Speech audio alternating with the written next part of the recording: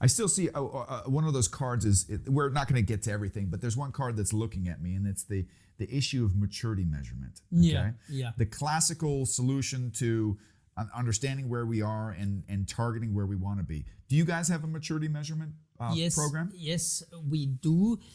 We had a very intense phase where we measured the maturity of project business, so to speak.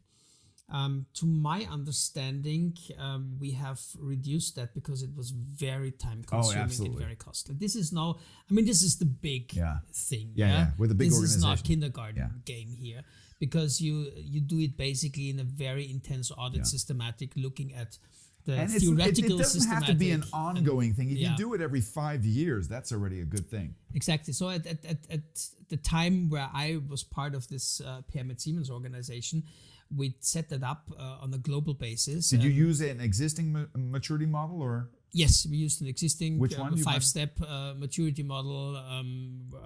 We can look it up. We can look it up, okay. yeah.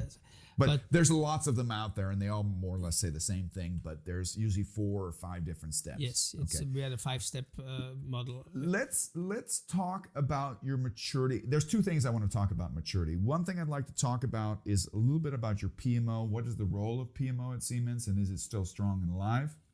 Maybe some basic statements which would be important, because I find a lot of organizations out there are renaming their PMO organizations, and I kind of have the feeling it's because they're kind of losing their focus or their vision for their PMO. And then what I'd love to hear from you also in the sense of maturity is, what is Siemens doing with project management now? So maybe let's clear off the table. Off the table, but leave these round ones. Okay. See, we left a mess No here. worries. No worries, yes. We can be messy a bit here. Yeah? I can show you how things develop. Yeah? And so, getting these off for the time being. We still have project management in place in this PMO organization nowadays. It's not called PM at Siemens anymore. It's called Project Business Excellence. And that already shows you that we hit for the next step. It's a maturity concept. It's a maturity concept. And in this maturity concept, I would say we can actually use these 3 circles here again. And we're now talking about slightly different issues here. Yeah? We're talking about project business excellence, which is something that addresses basically the organization, the CEO of Siemens and the CEO of the respective organizations below our CEO, which is about project business strategy. Yes. How does the strategy of our projects fit the strategy of our complete business? Yeah. And does our project portfolio, is it aligned with our strategy? Is it aligned with our strategy? Okay. Yeah. And also then you have the word governance here. Yes. Then so this is commitment from the upper management to make decisions and make rules that support these 2. Exactly. You have the project portfolio management. How do we look at, like with this shotgun, so how do we look at our portfolio? How do we measure? What do we want to measure? Yeah. It's about people and competency management that moved up from the people here to the business excellence organization. Yeah. The continuous improvement process, enormously important for any measurement of maturity. Can I tell you something? Of course. That it was like an epiphany. You know how everybody talks about a matrix organization? Most people don't know what the hell that means, although they use the word. It means that your organization is committed to 2 processes. One is a line function, which is the most effective and efficient way to get daily business done. And the second culture that they commit to is project for special cases, special occasions, high risk, high opportunity situations. So that's what most people understand as a matrix. What I've understood through interaction with many of my clients is we are not a 2-dimensional matrix, projects and line order. We're a 3-dimensional organization. And I see this reflected in this vocabulary because most organizations realize that change is an essential part of their culture.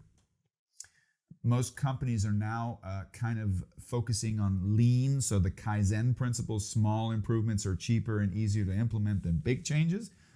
But what I'm telling you, one of the things I realize is when we talk about a matrix organization, organizations are seldomly 2-dimensional, they're 3-dimensional. What's the 3rd dimension? You have the line organization. has full justification. You have the project organization that has full justification.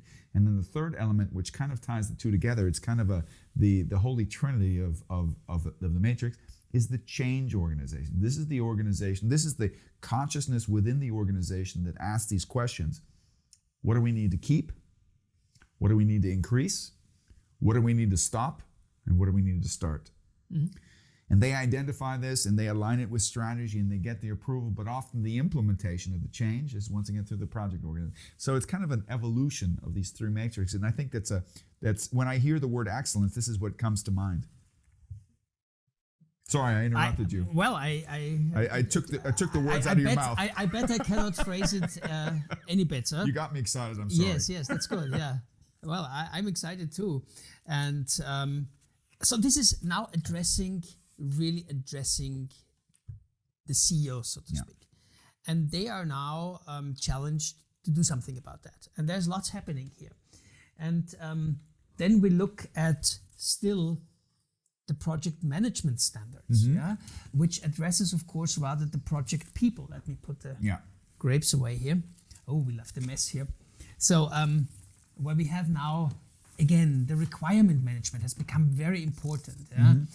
Resource management, time management in the organization, cost management, quality management, you name it. It's about all the these tasks processes and the tools and these standards don't go away. Yeah, they don't. This go is away. part of the standard framework. What we in the line organizations refer to the standard operating procedures. This is what we need in projects to But make then them we fly. have new vocabulary like EHS, which maybe new bingo 20 years ago was not What's that? so important. Environmental health and safety. Yes. We're Big. talking about learning in projects that becomes really an issue here.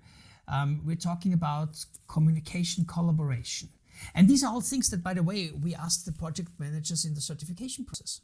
Great. What did you do? What did you Great. learn? How did you reflect about your responsibilities here? Yeah, all the way up to methodologies sized for the respective project. And when we come to people, now look, there are only very few cards because the people development and the certification. Because we've gone to artificial intelligence now. No, it's so much still in place. But the great thing is we're not only talking about the project managers anymore. We're having at least 2 more roles that have a full-blown career path and also Okay, now I'm curious. all the way trainings and certification. All that you saw before here for the project manager is now established for the commercial project manager. Okay. So they go through trainings, they go through certification So you've replicated processes. your lessons learned from your project management promote program. Is it called promote or is it called something, probably called something else? It's called something else, But it's still the same concept. It's still the same concept, all the way to the quality management projects. Yeah, and this is you talked about the Trinity before. I will call this the Holy Trinity. Yes. Yeah, because alongside these 3 roles, you can then place the project procurement manager, you can place the site manager, you can place all the other contract managers. The number one process in the PMBOK guide that everybody uses and most people kind of understand but don't understand how important it is. The number one management process in project management is integration. And what is integration? The awareness that there are multiple departments and processes that benefit or are impacted by project management. And this awareness of creating a real matrix organization where individuals understand it's kind of like a football team, You have different players on the football team. They have completely different functions, but they know how to play like a team. And the question is, do we know how to do that when we're doing this? If we see project management or program or portfolio management as a game, are there designated roles and do we know how to interact?